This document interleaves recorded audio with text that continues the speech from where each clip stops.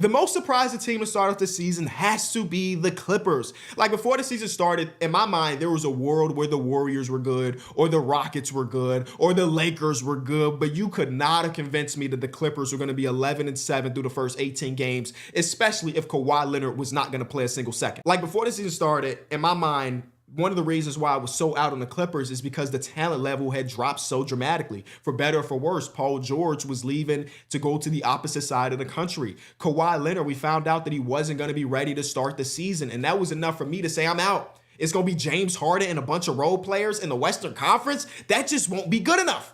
And here they are again through 18 games. It's been perfect. Little did I recognize James Harden and a bunch of role players is the recipe. He is the system, I guess. And I mean, that's always been his case, but I was thinking 35-year-old James can't get this team going like that. But he has been one of the greatest floor raisers in the history of basketball. And I guess I kind of forgot about that. And I'm only speaking about my own personal viewing experience. This version of 2024-2025 Clippers team has been pretty much as enjoyable to watch as any Kawhi, Paul George era. Hell, I would argue they are even more enjoyable to watch than the Kawhi, Paul George era. And I think that's for a couple different reasons. The first one is there's really no question marks about what you're supposed to do on this team as a role player, as somebody there. Like everybody knows exactly what their job is to do and they get it done. And the second one is, I mean, there's no overarching question. Like, of course, yeah, Kawhi Leonard has not played a single second. When is he going to come back? Yada, yada, yada. But I just felt like through the entirety of the Kawhi Paul George era, that was such a cloud, such a big thing over the organization. And that was all people could talk about when they brought up the Clippers.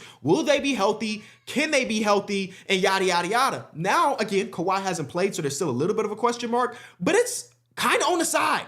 Things are going so well right now that when Kawhi Leonard get healthy, they'll welcome it, of course, but they're not really rushing Kawhi to come back. And I just found out that Kristaps Porzingis is playing against them tonight. So a healthy Boston Celtics team, okay, see what that looks like. But they have been just overwhelmingly great, right? Where before the season started, Terrence Mann was like, this is the best defensive team I've ever been a part of. And I was looking at him like, come on, bro, you just talking. And it's been objectively true. This version of the Clippers is better than every defensive version of the Clippers as Terrence Mann's been on the roster. So I'm gonna give a huge shout out to KD Chris Dunn. I'm gonna give a huge shout out to Derrick Jones Jr. I'm gonna give a huge shout out to Zubac, who's one of the best rim protectors in basketball. I mean, everybody's doing their part, but in my mind, those are the three dudes that's really getting after it. Yesterday, when they played against the 76ers, granted the 76ers are not a good basketball team whatsoever nowadays, they were just confusing as hell last night, where some possessions, they just come in with a straight man-to-man and they would switch everything, and some possessions, they were doing this hybrid zone,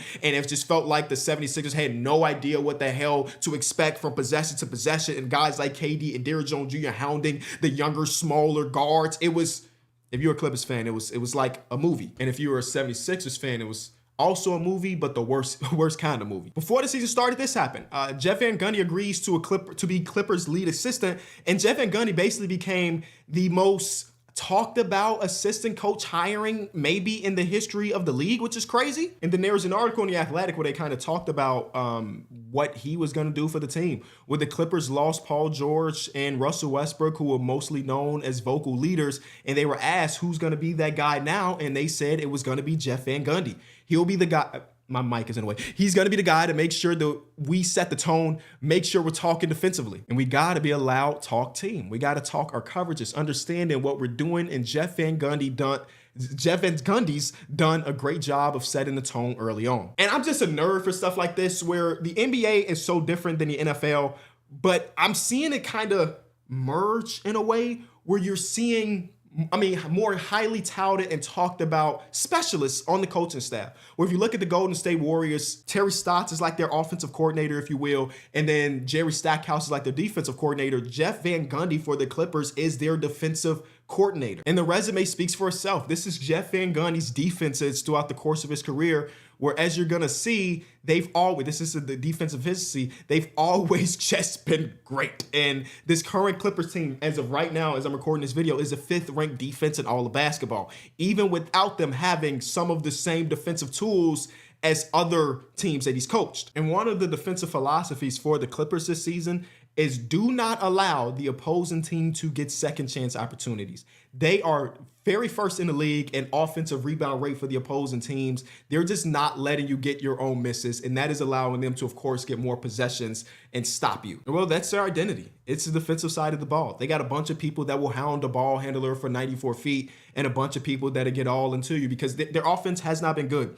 I mean, James Harden's having a career low in efficiency, but again, he's such a floor raiser that even though he's personally not having the same shooting seasons as the prime version of himself, him as the orchestrator is still enough. It's still enough. And him and Zubac still have one of the better pick and roll duos in all of basketball. Like, it's working. I got asked on Twitter yesterday after their win against the 76ers, what is the ceiling of this team if and when Kawhi Leonard comes back, if he looks remotely healthy? And I still don't know the answer to that, because even with me giving all of the flowers as I can in this video, there are some things about when I watch that I feel like might come down to earth just a little bit. Like, they give up a good amount of open three-pointers, and as of today, their opponents are shooting the lowest percentage from three, which means there's a little bit of luck in the defensive efficiency and everything, because they're giving up open threes and teams are shooting 30% there, while like league average is again 37 at this point. So like that'll probably average itself out. So them being a top 5 defense is maybe not super realistic for the full plight of the season. But Kawhi coming back objectively helps that offense that is, as of today, ranked 24th, because even one-legged Kawhi Leonard, a one-and-a-half-legged Kawhi Leonard is still good enough to get you some possessions. And it seems like they have been struggling, if you will, to close out a lot of games. And Kawhi Leonard is still one of the best closers that we have. So I left that tweet on red. I didn't reply because I don't know. I literally don't know. Hell, I underestimated them going into the season. I don't want to underestimate them again. I'm just going to let the results be the results. So when Kawhi Leonard does come back, we'll talk about it, obviously. But I'm done projecting with the Clippers. It's wraps. I got to give, of course, all of the flowers to Norman Powell, who before the season started talked about addition by subtraction with the Paul George movement, and he's lived up to it 100%. Like, this is like ridiculous. 119 three-point attempts. He's shooting nearly 50% on them. 50% in the corners, 50% on non-corners. It's unreal. I'm still waiting for the Terrence Mann offensive game to happen. Maybe it never will. I guess he didn't learn much while playing with Kawhi and Paul George all those damn years. But either way, the Clippers have been a super fun story, and I'm curious to see how much they can keep up and can they stand put until Kawhi Leonard comes back. Also, how aggressive will they be on the market? Because they do have some tradable pieces. Like we mentioned, or I haven't mentioned, but PJ Tucker is on the team, but he's not with the team. That's $11 million. Terrence Mann has been pretty bad this season. That's $11 million. So they have some potential deals that they could make. And I'm curious of how much they put their foot on the gas, because it's a Steve Ballmer team, right? That's kind of their whole MO. They're gonna pay, keep the window alive, keep it open. But I'm curious of what that $20-ish million could get you. All right, that's it. Shout out to the Clippers.